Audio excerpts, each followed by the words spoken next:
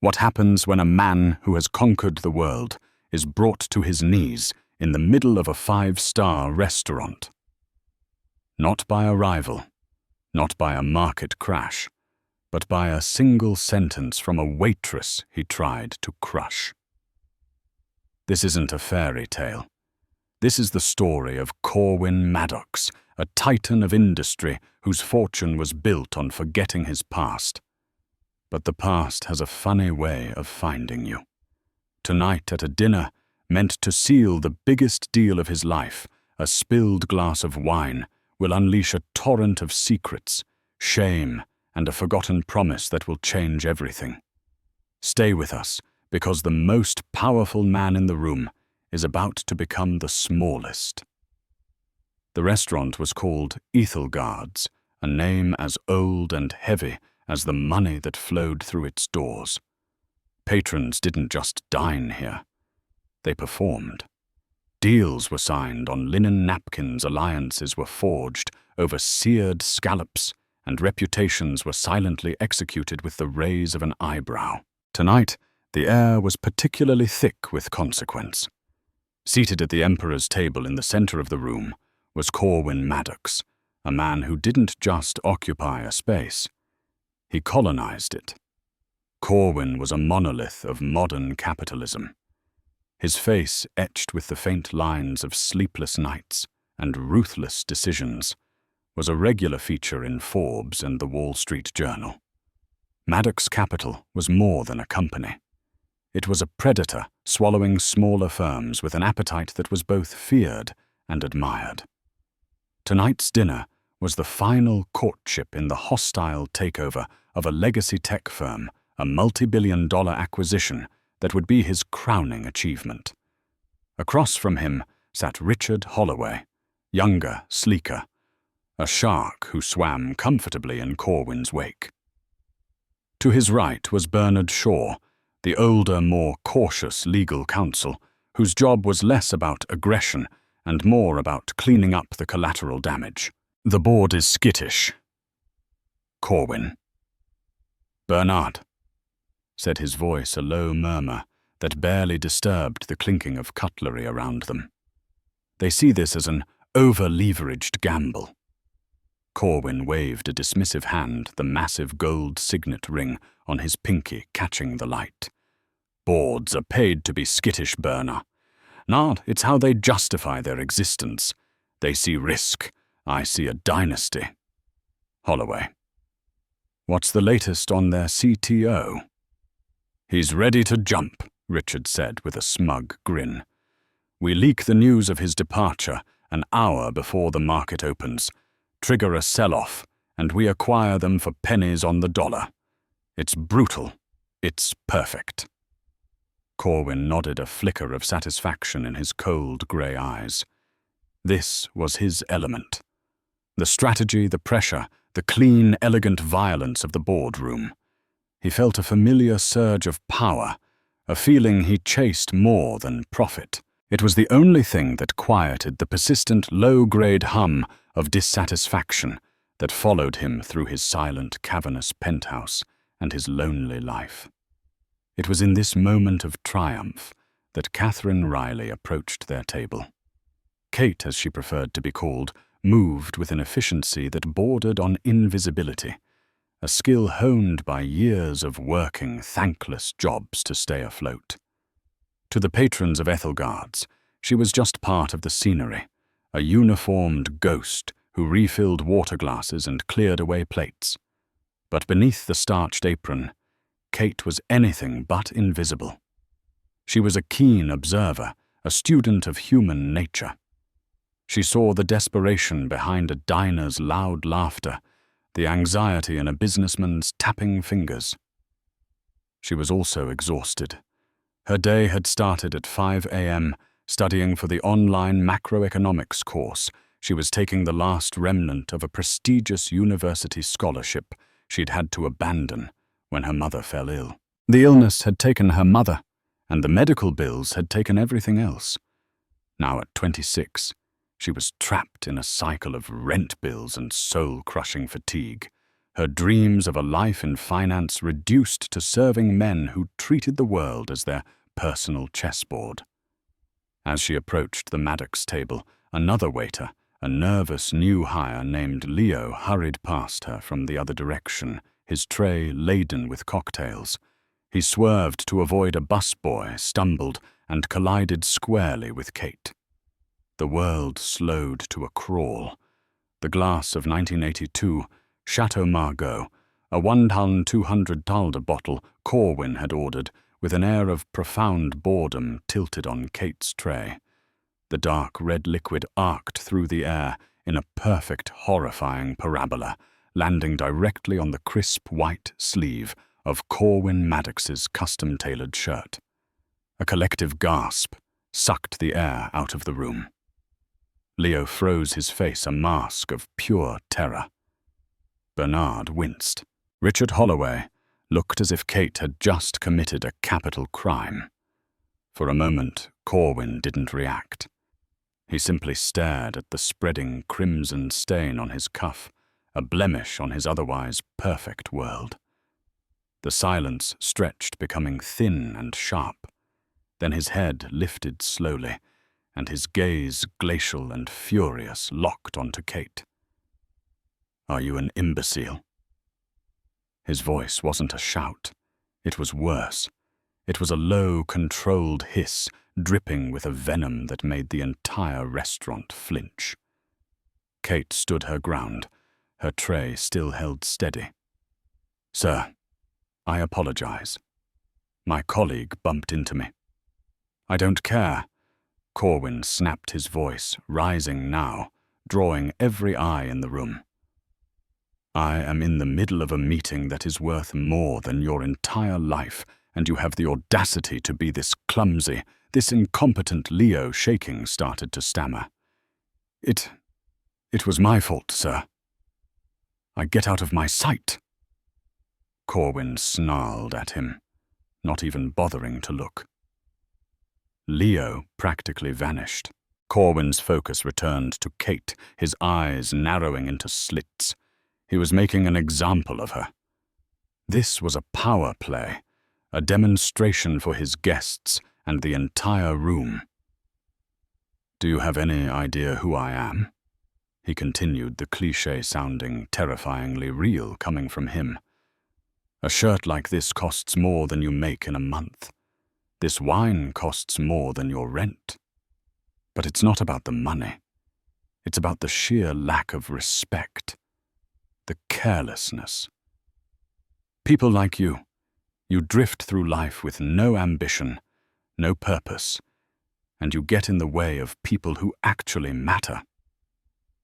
He was on a roll now, the stress of his deal, the emptiness of his life, all of it coalescing into a focused beam of cruelty aimed at this anonymous waitress. "What is your name?" he demanded. The restaurant manager, Mr. Henderson, was now scurrying over his face, pale and sweating. "Mr. Maddox, sir. My deepest apologies. On behalf of the entire establishment, I'm talking to her." Corwin cut him off, his gaze still fixed on Kate. "What is your name?" Kate's face was impassive, but inside her a storm was raging. It wasn't just the humiliation. It was the irony, the cosmic, crushing irony of it all. For years, she had wondered about this man. She had seen his picture in magazines her mother kept, had read articles about his triumphs, and had quietly wrestled with a deep, unnamed feeling of connection and abandonment. She had fantasized about meeting him, about asking the questions that haunted her.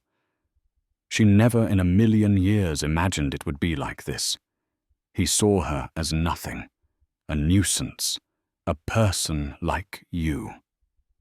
The fury and the pain of a lifetime solidified into a single, crystalline point of clarity.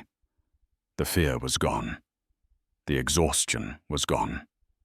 All that remained was a strange, chilling calm. She met his furious glare without blinking. Her voice, when it came, was not loud, but it cut through the silence of the restaurant like a surgeon's scalpel. It was quiet, steady, and laden with the weight of 2 decades of unspoken history. She said one sentence. "You don't remember me at all, do you, Corwin?" The room didn't just freeze. The universe tilted on its axis. The use of his first name, so casual, so intimate, so utterly out of place, was a sonic boom in the hushed reverence of the restaurant. It was a declaration that she was not just a waitress. She was someone. Richard Holloway's jaw went slack. Bernard Shaw's eyes widened, his legal mind racing through impossible scenarios. Mr. Henderson stopped dead in his tracks, but their reactions were nothing compared to Corwin's. The rage on his face didn't just vanish, it shattered, replaced by a profound and sudden confusion. The name Corwin, spoken by this woman in that specific tone, it bypassed his conscious mind and struck a deep, discordant chord somewhere in his memory, a place he had walled off and paved over decades ago. He stared at her, truly seeing her for the first time. Her eyes, they were a shade of defiant green he hadn't seen in years. The stubborn set of her jaw. There was something there, a ghost of a memory, a phantom limb of his past he couldn't quite place. Who was she? The power dynamic had not just shifted, it had been completely inverted. In that moment, he was no longer the billionaire titan. He was just Corwin, and she, the nameless waitress, held all the cards. The silence that followed Kate's question was a living thing. It was heavier than any of Corwin Maddox's billions, more oppressive than any boardroom stare-down. Every diner in Ethelgard's was pretending not to watch, which meant every single one of them was listening with the intensity of a spy. Corwin felt a sensation he hadn't experienced since he was a penniless nobody. Fighting for scraps, he was off balance. The world which he meticulously arranged and controlled every single day had suddenly wobbled. "What did you just call me?" he asked, his voice losing its sharp, metallic edge, now laced with a bewildered softness. Kate didn't repeat herself. She didn't need to. The question hung in the air between them, shimmering with unspoken meaning. She simply held his gaze, her green eyes unreadable. She wasn't smirking. She wasn't triumphant. She looked weary, as if this confrontation was an inevitability she had long dreaded. Richard Holloway, ever the opportunist, saw the deal slipping away. He tried to reclaim control. "All right, that's enough," he said with a forced, condescending laugh, waving a hand at Kate. "Listen, sweetheart, whatever little game you're playing, it's over. Mr. Maddox is a very public figure. People try this kind of thing all the time. Just apologize for the mess and go." But Kate didn't even glance at him. Her focus was entirely on Corwin. The manager, Mr. Henderson, finally found his voice. "Miss Riley, that is completely inappropriate. You are fired. Please leave the premises immediately." Kate finally broke her gaze from Corwin's and turned to the manager. She untied her apron with low, deliberate movements, folding it neatly and placing it on the corner of a nearby service station. "My shift was over in 10 minutes anyway, Mr. Henderson," she said, her voice devoid of emotion. She then looked back at the table, her eyes sweeping over Bernard and Richard, before landing once more on Corwin. She gave a single, almost imperceptible nod, a gesture of finality, and turned and walked away. She didn't storm out. She didn't flee. She walked with the quiet dignity of someone who had said everything that needed to be said. The exit doors swung shut behind her, leaving a vortex of confusion in her wake. "Well," Richard scoffed, trying to fill the void. "The nerve of some people. Good riddance. He turned back to Corwin, expecting him to snap back into his formidable self. "Corwin!" As we were saying, the CTO. But Corwin wasn't listening. He was staring at the doors Kate had disappeared through. The ghost of a memory was clawing at the edges of his mind. Her eyes.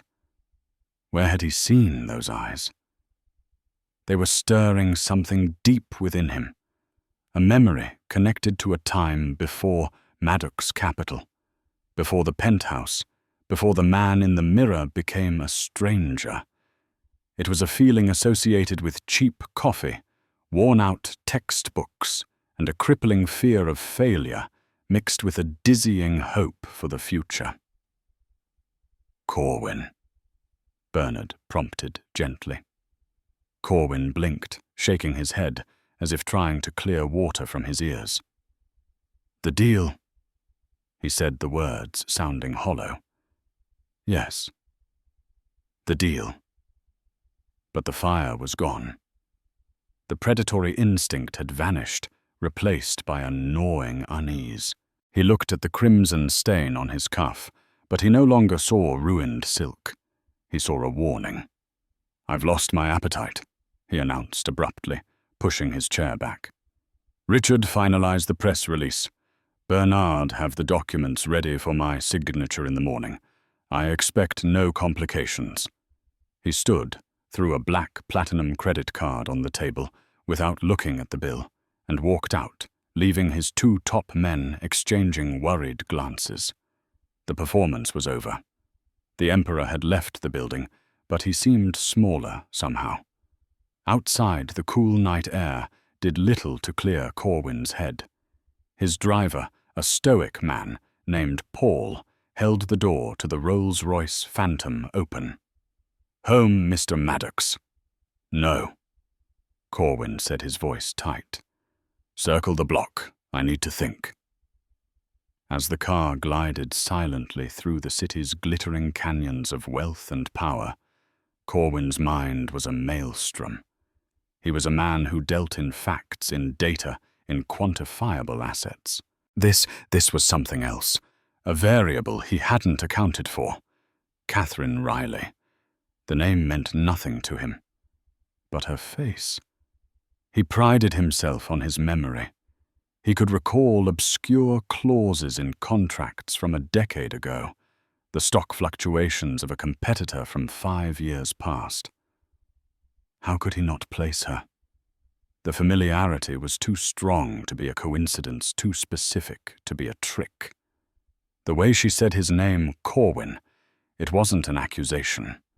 It was a statement of fact, as if they shared a history he had carelessly misplaced.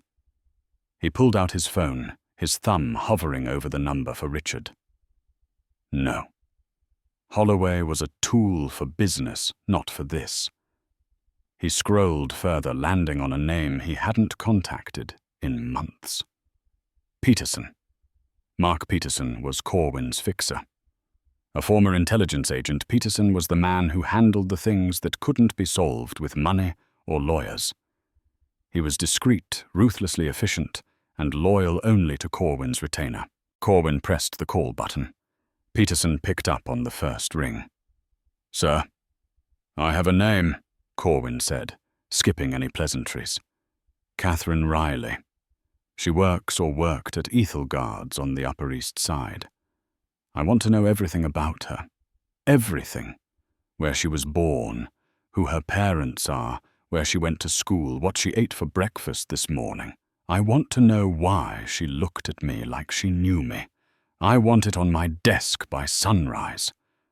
"Understood, sir," Peterson replied, his voice a calm, professional hum. There was no surprise, no judgment. It was just another task. "And Mark," Corwin added a note of something almost like desperation creeping into his voice. "Be thorough.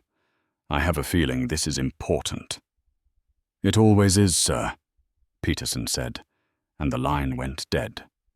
Corwin leaned his head back against the cool leather.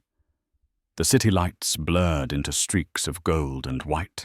For the first time in over 20 years, The intricate fortress he had built around himself felt fragile. A single sentence from a waitress had found a crack, and he could feel the cold wind of the past beginning to blow through. The acquisition, the dynasty, the billions. It all felt distant and strangely insignificant. All that mattered now was the answer to a single, terrifying question. Who is Catherine Riley? Mark Peterson moved through the digital and physical world like a phantom. Before the sun's first rays touched the frost-covered windows of Corwin Maddox's penthouse, a slim encrypted tablet lay waiting on his mahogany desk. Peterson didn't just find information, he curated narratives. Corwin had been up all night. Sleep was an impossible luxury. He had paced the vast, empty expanse of his home, the silence amplifying the echo of Kate's voice in his mind. "You don't remember me at all, do you, Corwin?" He picked up the tablet. The screen glowed to life, displaying a single password-protected file, K. Riley Assessment. He entered his credentials, and the story of Catherine Riley's life began to unfold. Subject: Catherine Ann. Riley D.O.B. October 12th, 1999. P.O.B. New Haven, Connecticut. Current address: Apt 4B, 1812. Edgewater Ave. Queens. Current employment: Waitress, Ethel Guards, terminated as of last night. Part-time barista, The Daily Grind. Financials, negative net worth. Significant medical debt inherited from deceased mother. Multiple payday loans. No assets. Education: North Haven High School, valedictorian. Yale University. Full academic scholarship. 2017. Major economics. Withdrew in good standing. Spring semester 2019. Reason cited: family emergency. Corwin paused. Yale, his alma mater. She was brilliant. Valedictorian, a full ride to one of the most competitive universities on the planet, and she'd thrown it all away to become a waitress. It didn't make sense. The file continued, and the pieces began to lock into place. Family. Father. Unknown. Birth certificate. Lists. No father. Mother. Eleanor Monroe. Deceased. The name hit Corwin like a physical blow. He stumbled back, gripping the edge of his desk to steady himself. Eleanor Monroe. It wasn't a name he had forgotten. It was a name he had deliberately, painfully buried. The tablet screen faded from his vision, replaced by the flickering sepia-toned movie of his own memory. He wasn't Corwin Maddox, the Titan. He was Artie, a scholarship kid at Yale, hungry and terrified, with a fire in his belly and holes in his shoes. And Eleanor. Eleanor was the girl with the green eyes and a laugh that could make the New Haven winter feel like spring. She wasn't a society girl. She worked in the university library, shelving books to pay her own way. She had a fierce intelligence and a gentle heart. They met over a disputed passage in a John Donne poem and fell into a love that was as intense as it was improbable. She was the one who believed in him when no one else did, the one who edited his papers, who brought him coffee when he studied all night, who told him he wasn't just smart, he was destined for greatness. Their world was a tiny bubble of shared dreams and cheap pizza. He told her his ambition to build an empire, to escape the crushing poverty of his childhood, to never feel powerless again. She never doubted him. She just held his hand and said, "I'll be right here when you do." The memory sharpened, focusing on one specific night. A cold January evening. He'd just received the offer, a fully funded postgraduate fellowship with a legendary cutthroat investor in London. It was the launch pad he'd dreamed of, the 1 in a billion shot. But it meant leaving immediately. It meant leaving her. He remembered her face in the dim light of her small apartment, a mixture of pride and heartbreak. "You have to go, Artie," she'd said, her voice thick with unshed tears. "This is your star. You have to chase it." "I'll come back for you," he'd promised, his own voice cracking. "I swear it, Ellie. As soon as I'm established, I'll send for you. We'll build that empire together." He left the next week. The first few months were a blur of 100-hour work weeks and brutal competition. He wrote to her long, rambling letters full of his promises. Her replies were his lifeline. But as the months turned into a year, his world changed. The hunger for success became an addiction. The letters became shorter, then less frequent. Her replies started to sound more distant, tinged with a sadness he chose to ignore. He told himself it was for the best. She wouldn't fit into his new world of corporate raiders and extravagant parties. She was a gentle soul, and his world was becoming anything but. He convinced himself he was protecting her by letting her go. It was the first great lie he built his empire upon. He cashed in their shared dream for a stock portfolio. He never wrote again. He never went back. A notification sound from the tablet snapped him back to the present. Peterson had uploaded a new file. It was a scanned document. Corwin's hands trembled as he zoomed in. It was Eleanor Munro's death certificate. Date of death, March 2nd, 2021. Cause complications from multiple sclerosis. The diagnosis had come in early 2019, the same time Catherine Riley had dropped out of Yale.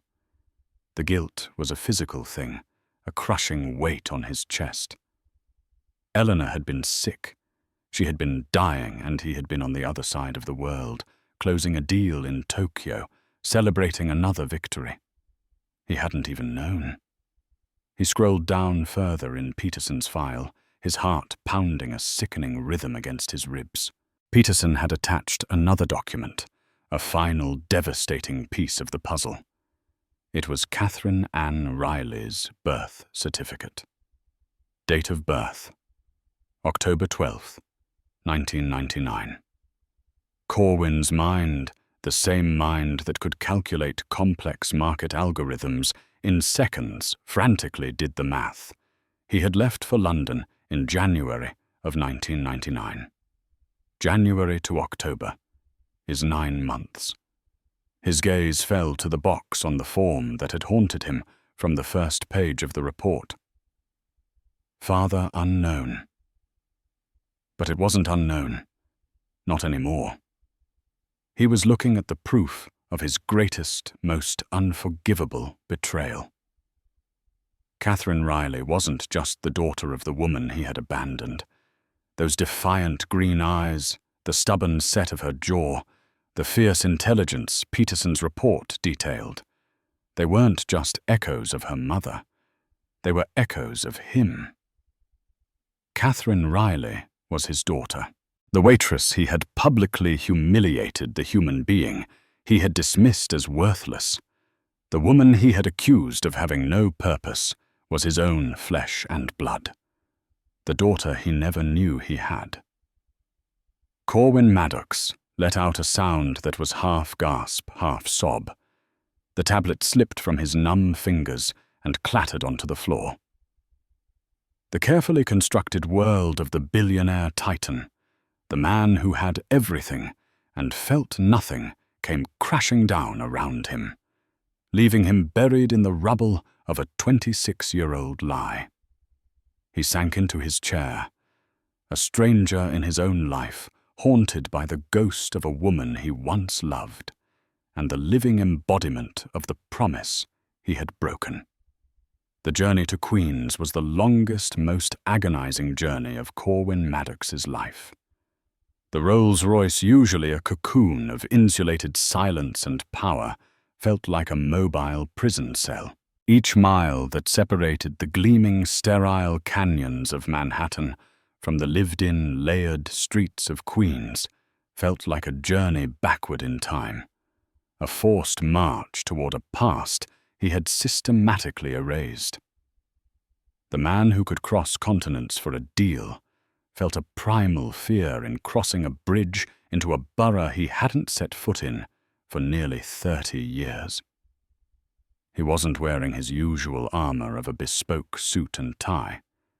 He'd changed into a simple dark cashmere sweater and grey slacks, a futile attempt to shed the skin of the monster he had been at the restaurant. But the clothes felt like a costume.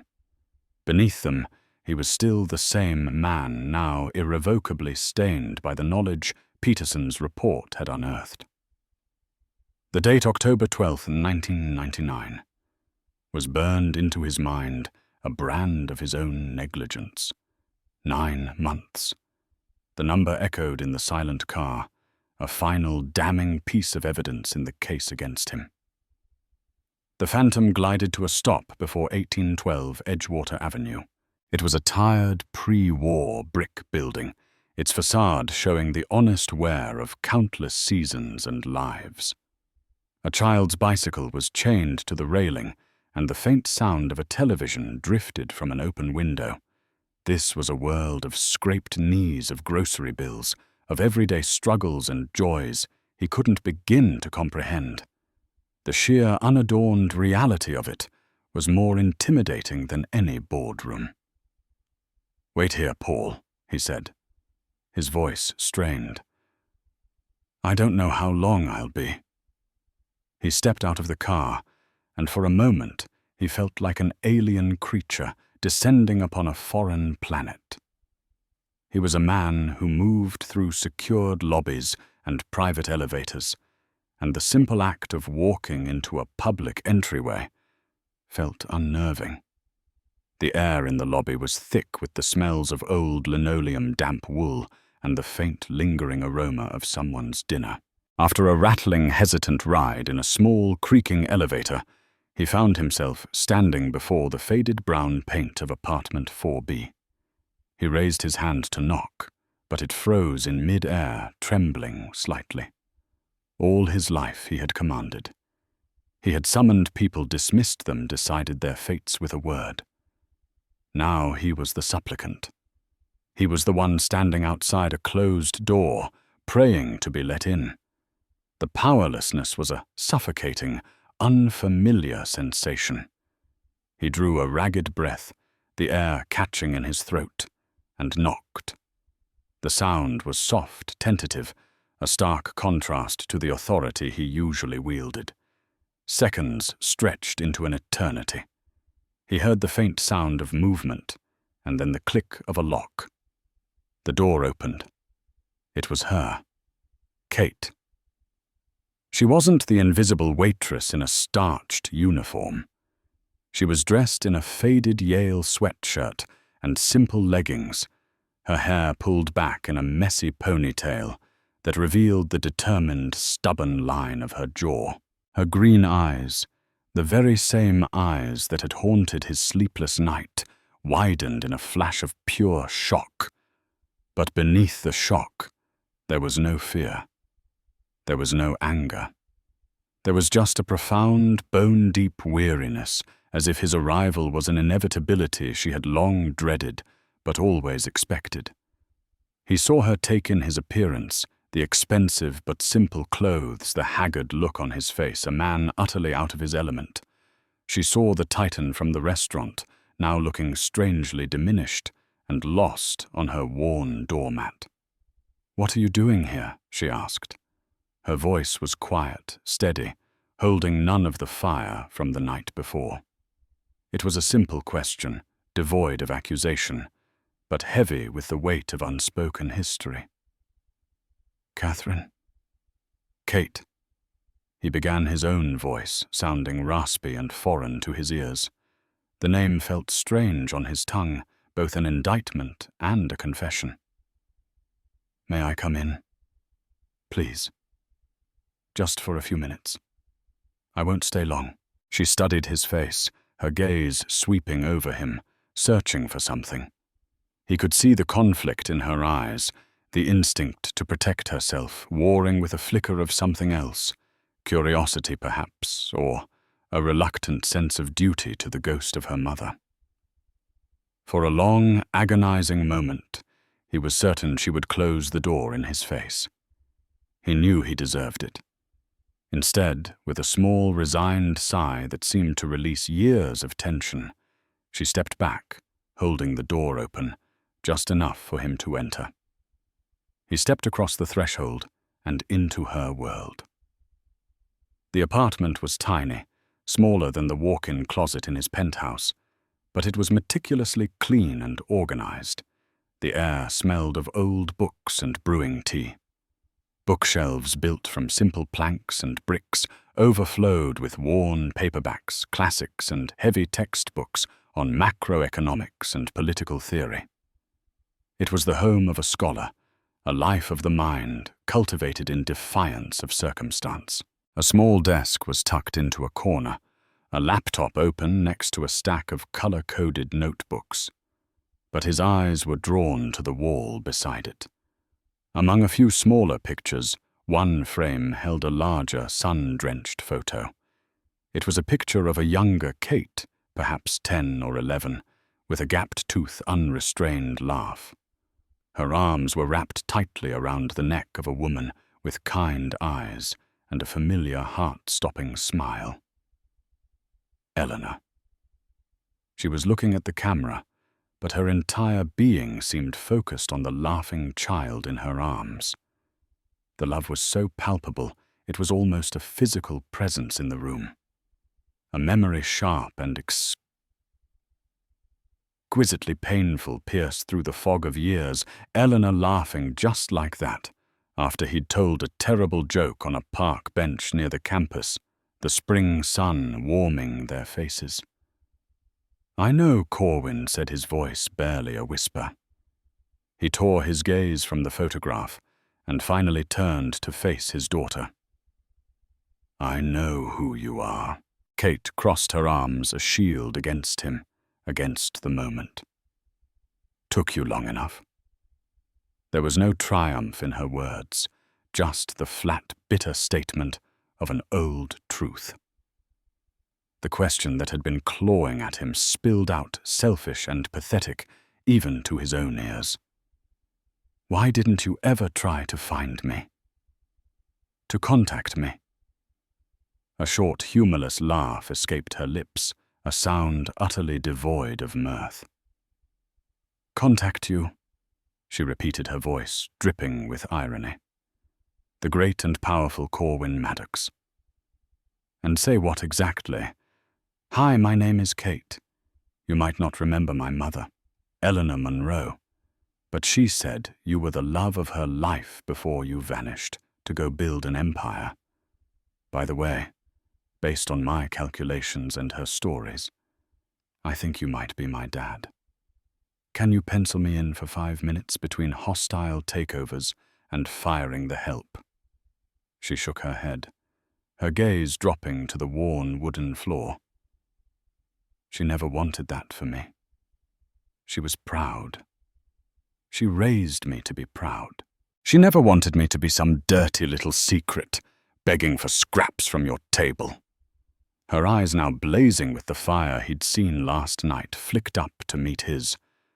And after yesterday, I see she was absolutely right to protect me from you.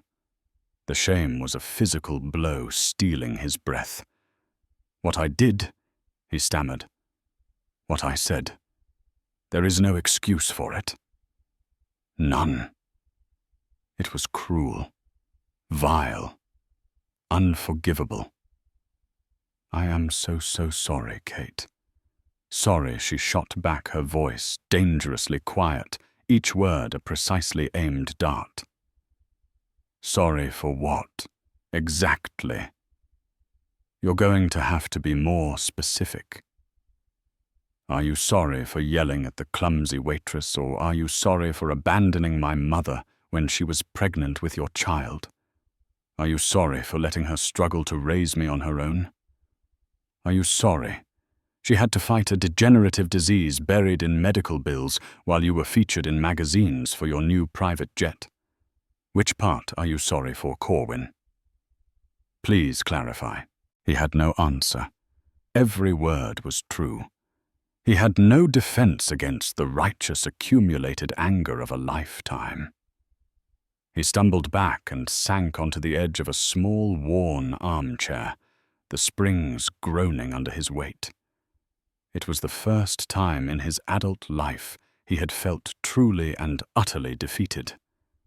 For all of it, he finally choked out the words ripped from his throat. God, Kate. I didn't know. About her illness.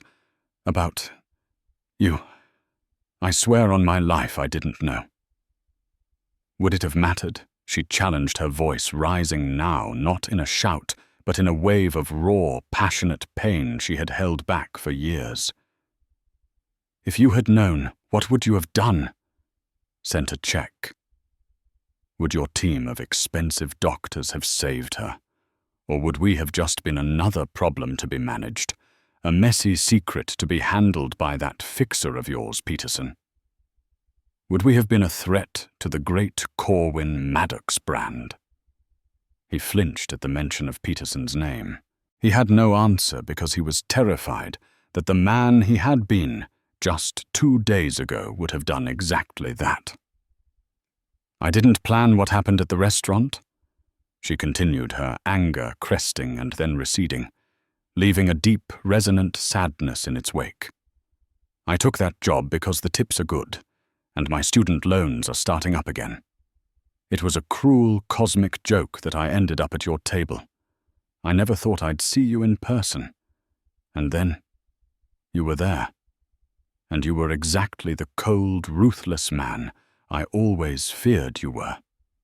When you started yelling at me, belittling me, seeing me as nothing, everything my mother tried to protect me from, everything I had quietly carried my whole life, it broke. I just wanted you to see me. Just for 1 second. To see that a person like you had a face and a name. He looked at her, then truly looked past the anger and the pain. He saw the brilliant student from the Yale records.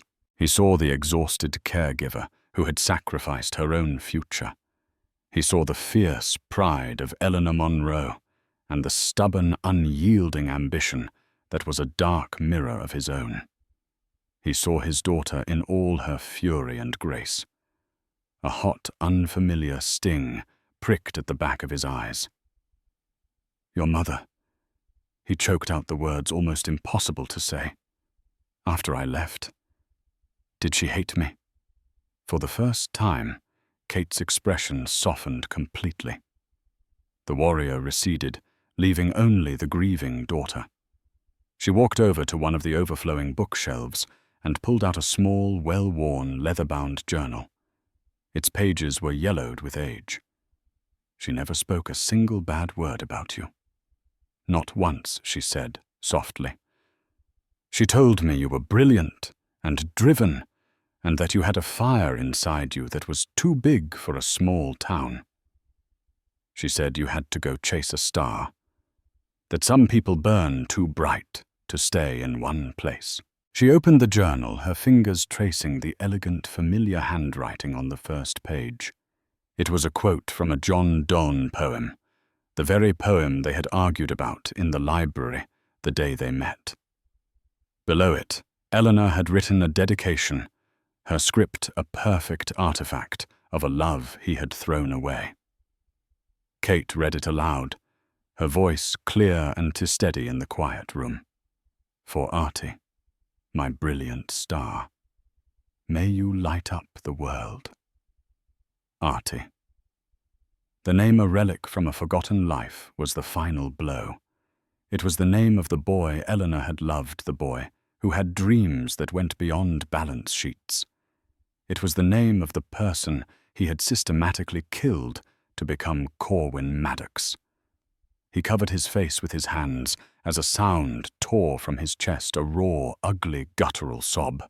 The carefully constructed dam he had built around his heart for 30 years, shattered into 1,000,000 pieces. The tears that fell were not just for Eleanor. They were for Kate. They were for the lost years. They were for the lonely, scared boy he had been, and for the hollow, empty man he had become. He wept with the force of a lifetime of suppressed grief, his shoulders shaking, the sounds echoing in the small, quiet apartment that was a shrine to everything he had abandoned. Kate stood and watched him. She didn't move to comfort him. She didn't offer a platitude or a gentle touch. In an act of profound, heart-breaking grace, she simply let him break.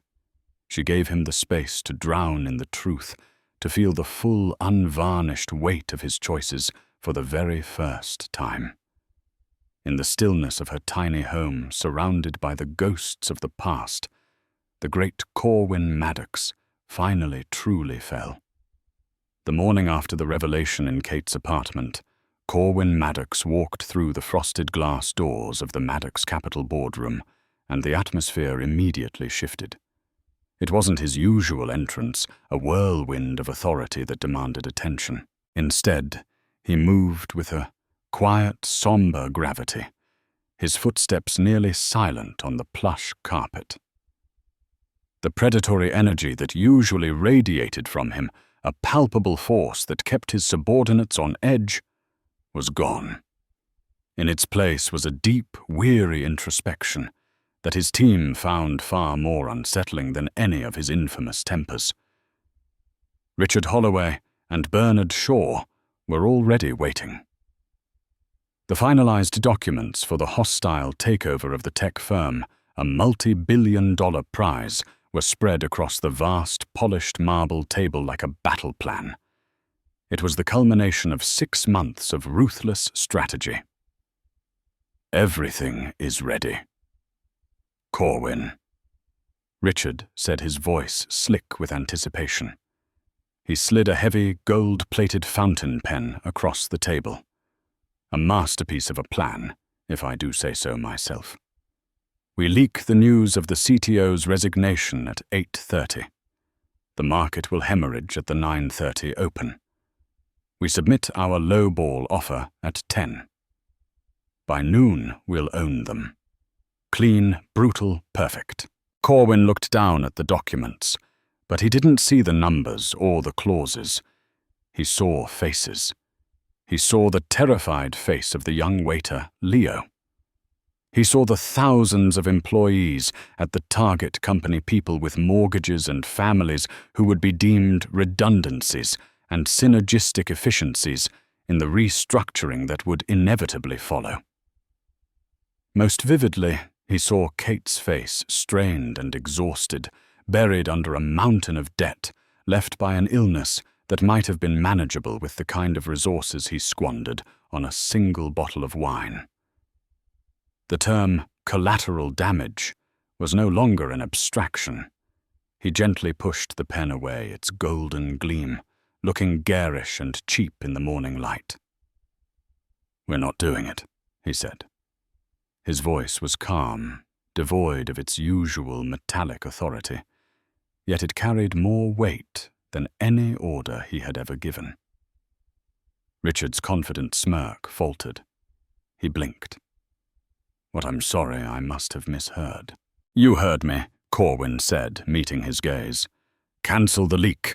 Scrap this entire proposal." "Corwin, are you unwell?" Richard sputtered, his composure cracking. "This is the deal of the decade. This is your legacy. We have them cornered, beaten. This is the kill shot." "My legacy." Corwin repeated the words, tasting like ash in his mouth. He looked around the opulent boardroom at the skyline of the city he had conquered and felt nothing but emptiness. "My legacy is a mess, Richard." He turned his gaze to Bernard, the older, wiser counsel who had been watching the exchange with a quiet, perceptive stillness. "Bernard, I want you to draft a new proposal. A merger, not an acquisition. We will make them a fair market value, offer a generous one. No hostile tactics. We will absorb their pension liabilities in full, and I want a clause guaranteeing no mass layoffs for a minimum of 3 years." Richard shot to his feet, his face flushed with disbelief. "A merger. A friendly merger that will cost us billions more. It will dilute our stock and obliterate our projected profit margins. It's financial suicide. We'll be a laughing stock." "I'm aware of the cost," Corwin said, his voice dropping, carrying a note of finality that silenced any further protest. "Perhaps it's time we became known for building something instead of just breaking things. Draft the new proposal. That's an order." Richard sank back into his chair, utterly defeated. Bernard Shaw, however, looked at Corwin with a glimmer of something that resembled profound respect. He saw that the change in the man before him wasn't about a single business deal. It was a seismic shift in his very soul. Bernard simply nodded. "I'll get right on it, Corwin." Corwin's first steps on the path to redemption were clumsy, guided by the only tool he truly understood, money, operating on the flawed logic that wealth could fix anything. He had his family office discreetly pay off every cent of the staggering medical debt attached to Eleanor Monroe's name. He then established a trust for Catherine Riley, with a 7-figure deposit, an amount he considered a starting point, a down payment on his guilt. He thought of it as providing security, a foundation. The response came 2 days later. A sleek courier service delivered a crisp white envelope to his private office. Inside there was no note, no letter of explanation.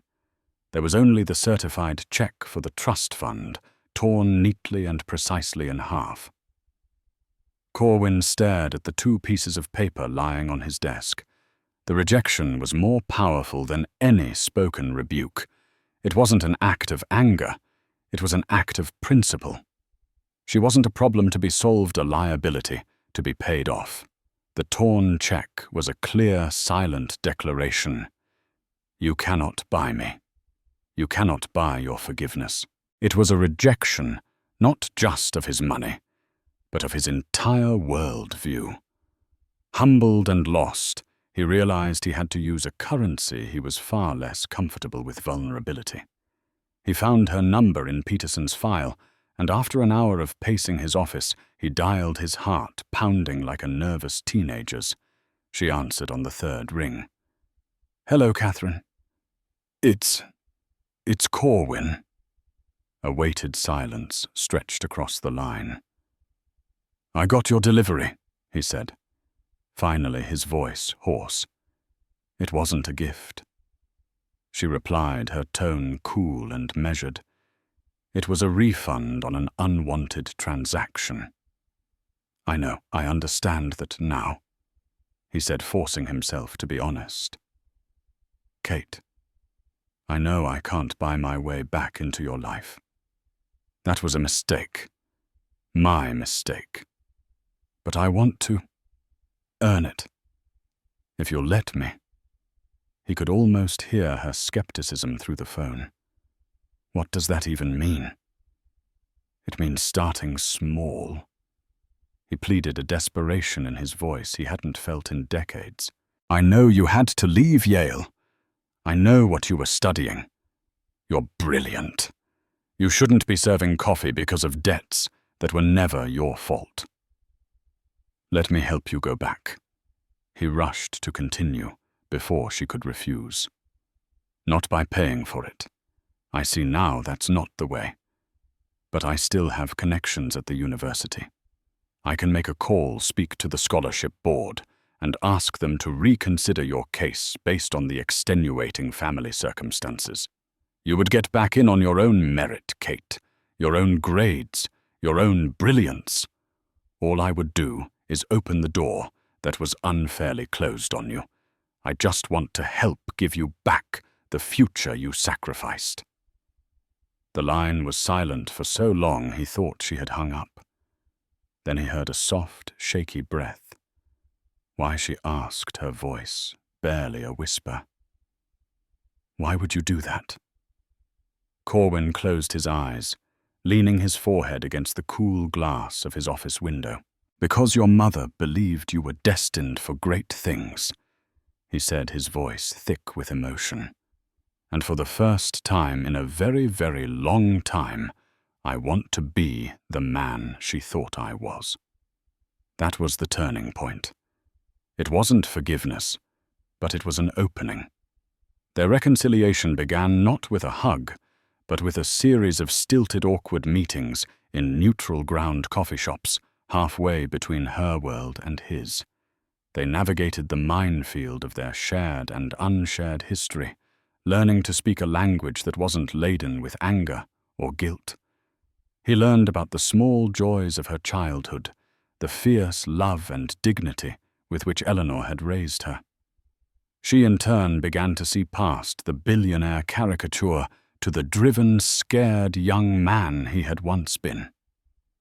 One crisp Saturday in November, as the semester at Yale was in full swing for her, she called him. Her voice was hesitant. "I'm driving up to New Haven," she said, "to visit her grave. I do it every month." "I thought maybe you'd want to come." The drive was mostly silent, but it was a comfortable silence filled with unspoken understanding. They stood together in the quiet cemetery, under a grey sky that threatened snow. The headstone was simple, elegant, and heart-breaking. Eleanor Monroe, beloved mother. She lit up the world. Corwin felt the full, crushing weight of his 26-year absence. He placed a single, long-stemmed white rose on the cold stone, remembering how he used to buy them for her from a street vendor outside the Sterling Memorial Library. He didn't speak, couldn't speak. He just stood beside his daughter, united in a grief that was both decades old and devastatingly new. As they walked slowly back towards the car, the crunching of fallen leaves, the only sound between them, Kate finally spoke, her breath misting in the cold air. "She would have been happy, you know," she said softly, looking at him, her green eyes clear and direct. "To see you here, to see us, trying." Corwin Maddox looked at his daughter, this brilliant, resilient woman who was the living legacy of his one true love, and felt a profound warmth spread through his chest. It wasn't the fleeting thrill of an acquisition or the hollow satisfaction of power. It was something quieter, deeper, and infinitely more real. It was hope. The empire of steel and glass he had built meant nothing compared to the fragile foundation they were laying right here, brick by painful brick. The cost of redemption was higher than any fortune. But for the first time in his life, Corwin Maddox was making an investment he knew was priceless. Corwin Maddox's story isn't about a billionaire becoming a better person overnight. It's a raw and honest look at the choices we make and the ghosts they create. It shows us that our past is never truly gone, and our legacy isn't defined by the money we make, but by the lives we touch and the lives we break. The confrontation in that restaurant wasn't an ending. It was a violent, necessary beginning. It's a reminder that redemption isn't a single act, but a long, difficult road paved with humility and effort. True wealth isn't found in a bank vault, but in the courage to face our mistakes and the grace to rebuild what we once destroyed. If this story moved you, please give this video a like. It helps us share more powerful stories like this one. Share it with someone you think needs to hear it. And most importantly, subscribe to our channel and hit the notification bell so you never miss a story that makes you think, feel, and see the world a little differently. What did you think of Corwin's choice in the end? Let us know in the comments below. We read every single one. Thank you for watching.